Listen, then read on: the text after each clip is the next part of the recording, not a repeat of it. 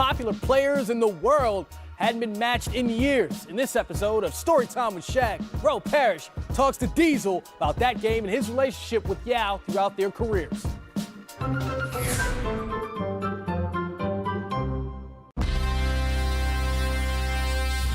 Tonight, the Rockets doing battle with the Los Angeles Lakers, and it's not just a game, it's a happening. I'm telling you folks, everybody who is anybody in the Houston area or in Texas is here tonight to see this battle. It's the first matchup ever between Yao Ming and Shaquille O'Neal. What do you remember when you're first stepping in the circle with Yao Ming the first time you two played each other? Knew nothing about him. Knew he was 7'5", 7'8", so you know, we got to Houston and Yao Ming. I'm like, okay, they're trying to do like Rocky IV, Apollo Creed, all this and that. They want to give him the fanfare. So I said, okay. So, I wanted to give him a little finesse. I wanted to show him I was smooth. So I get on the post, and I go right there. He blocks it. Crowd go crazy. Well, you got that. You 7'8", you're supposed to block it. Get another move. He blocks it. Third time he blocks it. Now I'm mad. Now I got to go in the playoff mode. Now I got to turn the power, turn it all the way up. It's the first time I got my shot blocked 3 times in a row. But what gave me the super confidence is, hey, you done killed Patrick Ewing. You done killed David Robinson. You neck and neck with your favorite player, Akeem Olajuwon. He's a young kid. Turn it up. Go into that mode. But it was definitely a fun battle between me and him. Definitely respect him. Definitely respect his culture. I go to China 5-6 times a year. Whenever I'm in Shanghai, we always have tea. We always have great conversation. I just wish that he didn't have those injuries that he had. I would have loved to have more battles with him. He's probably the only guy that really tested me. And he tested me because he was 7'8", and he was hard to move. He couldn't stop me, but guess what? I couldn't stop him either. I put him in the category of Akeem. Like, hey, Akeem, you can't stop me, but I know I can't stop that fadeaway. And he was the only guy that would catch it in the post and look at me. He just looked like, y'all just look at me, and then I'd come and drop block, and he just shoot right over me. Whoop. I'd be like, damn. But the funny thing, the first couple times, China, language barrier, I never knew he spoke English. So one day I hit him with a nice bing, bing on the baseline. Ha ha! Shot the boom. He's like, nice move, brother. And I was like, you talk English? He's like, yeah, I talk English. I was like, why you didn't tell me? He said, Shaq, you never talked to me. I was like, man. So after that moment, like, we really became close. Shaq, every game we played remind me of the old saying that what doesn't kill you make you stronger. Thank you for that. And I was honored to be on the same stage as him during Hall of Fame weekend. When you talk about the history of basketball, long after we're gone, hopefully this conversation will still be around when East meets West. Cool moment during that Hall of Fame ceremony. You actually got to put the jacket on him. He was struggling. What happened exactly when he was trying to put on his jacket? Well, he's a big dude, and when you get really big and you get older, you start to get stiff like a tree. So I'm sure his shoulders are kind of banged up a little bit. So I said, let me help you out, brother. But he's the only dude that makes me feel small. They say he's 7'6", but he's like my favorite convenience store. He's 7-Eleven all day. He's 7-Eleven. Talk about his impact globally just on the game of basketball. He's done a lot for China. He's done a lot for the game of international basketball. And, I don't think there's anybody bigger or better that could have done the job. When I go to China, everybody mentions Yao Ming. It's like a god over there. It's incredible to see a guy half a foot taller than Shaq. Brendan, you played against Yao as well. What was it like, you're a 7-footer, the first time you step on a court with a guy half a foot taller than you when you're used to being half a foot taller than everybody else? It was incredibly different for me because I'm used to being taller than everybody else, or at least being eye level. And with Yao Ming, it was something different. He was so tall. He had a height advantage. And something that was weird to me was I literally could not see the ball coming up the court when I was behind him. So, like, guys would be like, why didn't you call it the screen? Like, I couldn't see you. I really couldn't see him. And so Yao presented a lot of challenges, especially trying to guard him. He had some very good moves. He had counters. He had spins. He had some step backs. Did I make that? Okay, I got a couple of highlights off on Yao, but for the most part, it was very hard for me to guard Yao Ming because he really didn't have to jump much, and he kept the ball high. If you really watch Yao in his highlights, he just has that ball and he's moving it here, and you respond to his fake so much because he keeps the ball high. He's incredibly tall. He was very skilled, and he had a lot of stuff in his game, and Jeff Van Gundy did an excellent job of what I would call using weak side duck-in, something that we don't use nowadays in the game of basketball, where they would run a screen and roll on this side of the court with Tracy McGrady.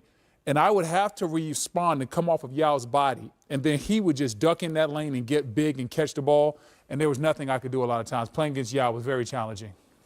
Griff, when you look at someone like Yao Ming and you think of his career, and it was a great career, but cut short due to injuries, how great could he have been if he would have stayed healthy?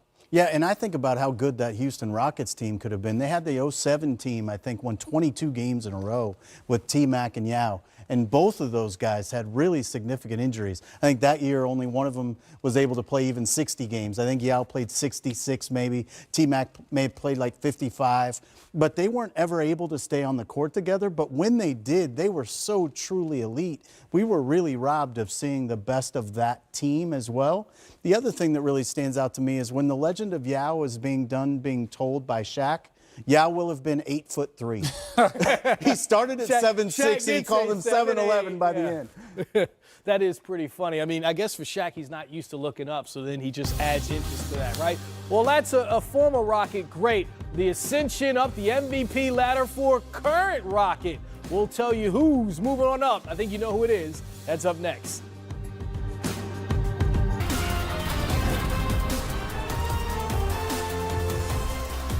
MVP candidates meeting in Milwaukee. Giannis Antetokounmpo for the Milwaukee Bucks, and Kawhi Leonard, cool, calm, and collected for the Toronto Raptors. And the team with the most wins will take on the team with the overall best record in the NBA right here on NBA TV in just over 30 minutes. Welcome to the Auto Trader pregame show. Chris Miles here with Brendan Hayward, David Griffin. Griff, when you see this graphic we have coming up, don't get too excited, all right? Because as our resident GM, we know when you put together a roster, you love to see advanced stats like the ones you're looking at right here. Milwaukee Bucks taking leaps in offensive rating, defensive rating, overall net rating. Griff, how much credit goes to roster construction, your area of expertise, or elite coaching? Mike Budenholzer. Well, I think it's both, and that's what makes this team so dangerous. Mike is exactly the right fit. You know, we've called it the buttification of the Milwaukee Bucks. He's exactly the right fit for their personnel. The acquisition John Horst made of Brook Lopez to open the floor up for Giannis has been absolutely critical. They actually doubled down on that idea when they brought in George Hill and added Jason Smith as well as part of that. They wanted to be able to always keep a floor spacing 5 on the floor. The George Hill acquisition giving them another defensive guard, somebody else that can make shots spacing off of Giannis. They've gone all in on building this team in the vision Mike Budenholzer had for it. And they're doing everything that Atlanta did stylistically when Bud was there. They just have enough talent now to do it at a level very few teams have ever reached. This is what happens when you have a front office and a head coach on the exact same page. The front office goes out there and gets the perfect players for this coach's system. They work in unison, and guess what? You look out on the court, and it's a beautiful product. In Atlanta, you're right, Coach Bud tried to do the exact same things, and it worked to a certain degree. He had a 60-win season. He had the pieces, and they looked very good. The problem was, and not really the problem, what makes this situation different is that he now actually has an elite player on his team running this system. In Atlanta, you had Al Horford, you had Millsap. Those guys were great players, but they couldn't get you over the hump against a guy like LeBron. Now you're seeing this system run with somebody like Greek Freak, who's arguably one of the top 5 players in the league, and looks a lot different just because he offers a different dynamic. Jeff Teague, Kyle Korver, also all-stars on that team. As you mentioned, it was a squad that was very deep here in Atlanta, but the Raptors, on the other side, 6-4 without Kyle Lowry this season. He's out again tonight. Brendan, when you look at who they are, and you know how good Kawhi Leonard has been, how much of a step back do they take when Kyle Lowry is out, especially in a game like this against the Milwaukee Bucks and against elite teams like this? Well, I think when you lose Kyle Lowry, you lose a lot of things. You lose some defensive intensity. You lose a lot of leadership. You lose his vision. This year he's averaging a career high for him, 10 assists. So you lose a lot of different things in that aspect, his competitiveness. And not only that, when Kyle Lowry isn't playing, it hurts your depth. I think Van Vliet is one of the top subs in the game at the point guard position. Point. But now when he's forced to start, it forces you to get a little bit deeper into your bench. You're not quite as deep. And that all has a cumulative effect on your team and how you're playing. So Toronto is a very good team, but they're definitely much better with Kyle Lowry. They're 5-5 in their last 10. All 5 of the losses have come on the road. I think where you really notice Kyle's absence is on the defensive side of the ball. In that span, they're giving up 112.9 points per 100 possessions. It's very uncharacteristic of that Raptors team, and it's because of what they lose on the defensive side of the ball with Kyle at the point of attack. It's a really big loss for him, or for them rather, what they lose on the defensive side. When you look at what Kawhi Leonard's doing offensively, first time in his career where he's had 15 consecutive games scoring over 20 points, how much of that is the symbiotic relationship he now has with Pascal Siakam? Because those two seem to be working perfectly well.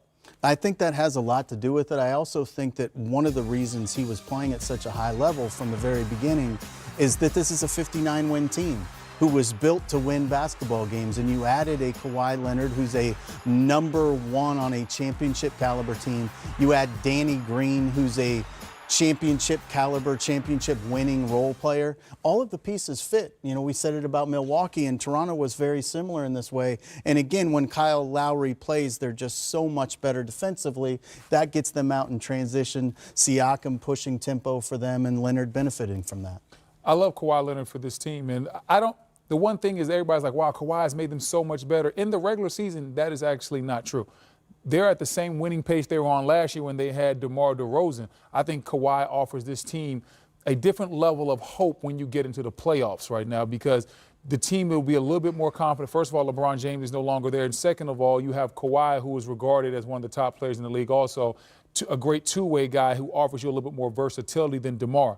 But right now, the team is playing well, but I can't say that because Kawhi is here, they're markedly better in the regular season, because that's actually not true.